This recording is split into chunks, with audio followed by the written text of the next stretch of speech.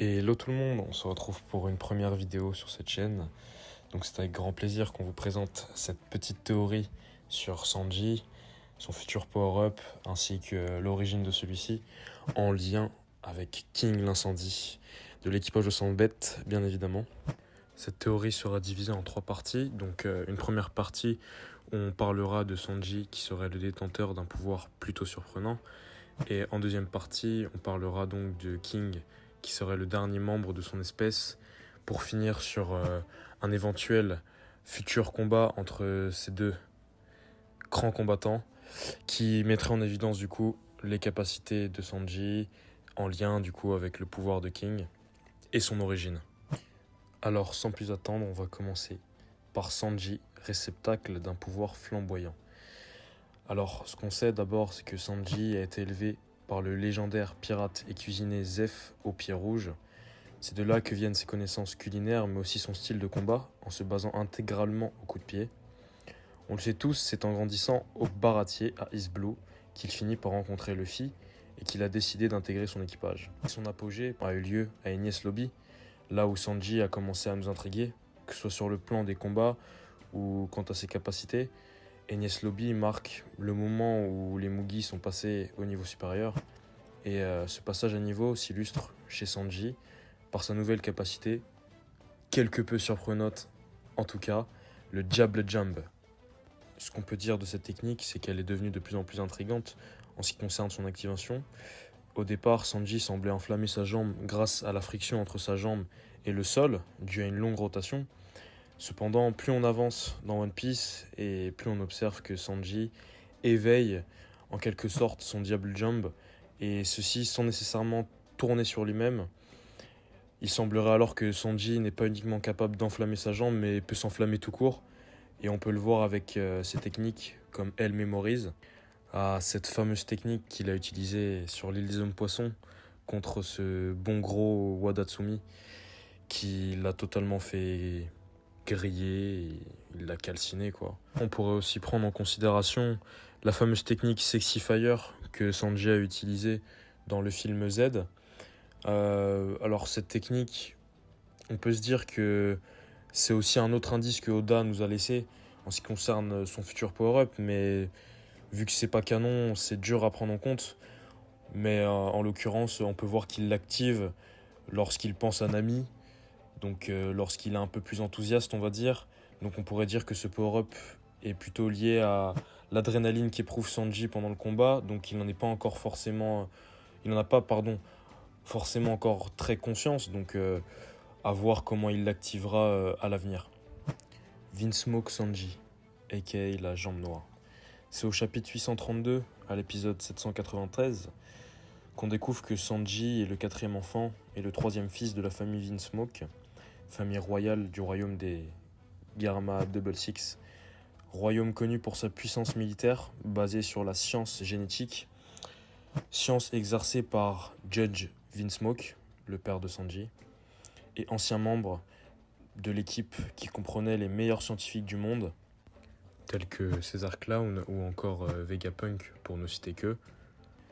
La science des Jarma Double Six, exercée par Judge Vinsmoke, est une science militaire et génétique dont certaines applications sont très explicites, donc par exemple armée de clones, rien que ça, ou armure sophistiquée, les Red Suite, pour ne citer que. Mais malgré ces éléments mis en avant par Oda concernant la technologie des Jarma, certaines questions sont encore sans réponse, comme par exemple les secrets derrière les pouvoirs spéciaux des 4 autres enfants. Ce qu'on sait, c'est que tous les enfants ont subi certaines modifications génétiques, leur conférant des pouvoirs et capacités spéciales, faisant ainsi d'eux des super soldats, ce qui était le rêve de leur père en quelque sorte. On peut dire qu'au niveau de leurs capacités spéciales, ils ont des capacités physiques hors du commun qui leur confèrent la puissance d'un adulte dès lors qu'ils étaient enfants, une endurance presque infinie, une peau insensible aux projectiles et excessivement dure.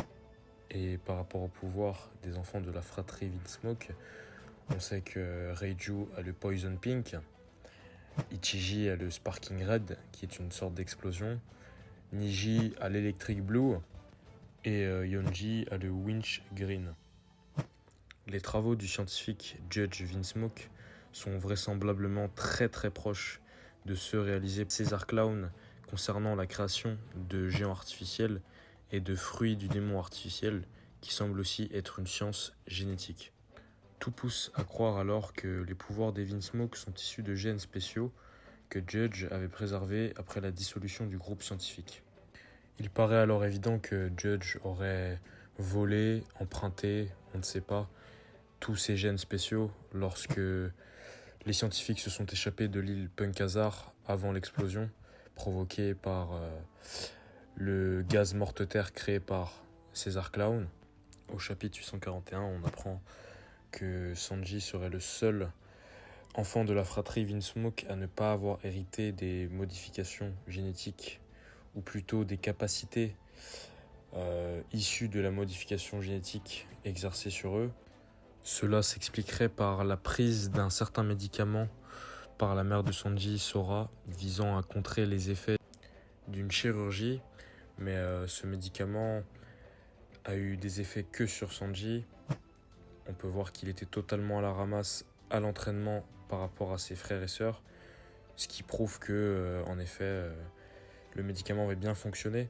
Alors justement, on peut estimer que ce médicament n'a eu que pour effet un effet latent, on va dire, ce qui fait que Sanji a pu développer quand même les capacités issues de ce gène modifié. Alors, on pourrait du coup se dire que ce pouvoir inné que Sanji a peut se manifester que lorsqu'il se met dans un certain état. Alors, on peut se dire que c'est un état de transe ou un état d'adrénaline. Toujours est-il que Sanji commence à montrer des signaux et qui nous montrent bien que ce pouvoir existe réellement. King, dernier être de son espèce. Alors King, de son surnom King l'incendie, est un pirate membre de l'équipage au sang bête, mené et dirigé par Kaido. Il est l'une des 3 calamités de l'équipage. Son fruit du démon est le Ryori-Onomi, modèle Pteranodon, qui est un Zoan du type ancien. King a une apparence plutôt imposante. Il porte des vêtements noirs, il a un masque sur le visage et porte des lunettes ainsi qu'un chapeau en pointe. Il porte une veste boutonnée parsemée de petits cercles ornés de motifs de crâne. Alors on va savoir la signification. Il a un pantalon entouré de bagues cloutées ainsi que des gants qui ont des pointes. Et sur son dos, il possède des grandes ailes sombres. On distingue derrière sa tête ce qui semblerait être des flammes. Point intéressant. Alors, ce qu'on peut noter et qui est très intéressant chez lui, c'est que ses ailes sous son apparence normale ne sont pas les mêmes que celles de son fruit du démon. Et il en est de même concernant les flammes qu'il émet. Et ça, on peut le voir lorsqu'il attaque le bateau de Big Mom pour les empêcher de remonter la cascade les menant vers Wano Kuni. Et c'est justement lors de la capture de Big Mom par les pirates au sang bête qu'on apprend que King serait le dernier être de son espèce, mais de la bouche de Big Mom, qui est très intéressant car on la connaît très intéressée par les espèces rares qu'elle aime collectionner. Tout porte à croire alors que Sanji était censé hériter des gènes issus de la race de King, une race qui probablement était très puissante en vue de l'obsession que Judge a pour son fils, qu'il nomme l'échec, qui était destiné à être le membre le plus fort des Germa, Stealth Black. Et ça, on peut le voir du coup par les similitudes de capacité, l'émission naturelle de flammes qui se manifestent en fonction des émotions de l'utilisateur. Futur combat, Sanji vs King. Donc il est très probable que ce combat se produise car malgré les indices que Oda nous a mis en évidence dans l'arc Whole Cake, certains éléments restent encore flous et sombres, surtout concernant les capacités inhumaines d'un non-utilisateur de fruits du démon. On peut constater que Luffy et Zoro progressent à une vitesse faramineuse, tandis que Sanji ne semble pas évoluer énormément, du moins dans la perception que nous donne Oda. Et de plus, l'affiche du prince vs le King paraît très alléchante. En effet, dans le chapitre 988, Oda dessine une première confrontation entre Sanji et King. Alors c'est plutôt une altercation, car ils n'ont pas réellement échangé énormément de coups, si ce n'est des coups de pied, et Sanji a fini dans un mur, totalement cisaillé par King. Mais c'est alors qu'on peut quand même se dire que Oda n'a pas fait ça au hasard.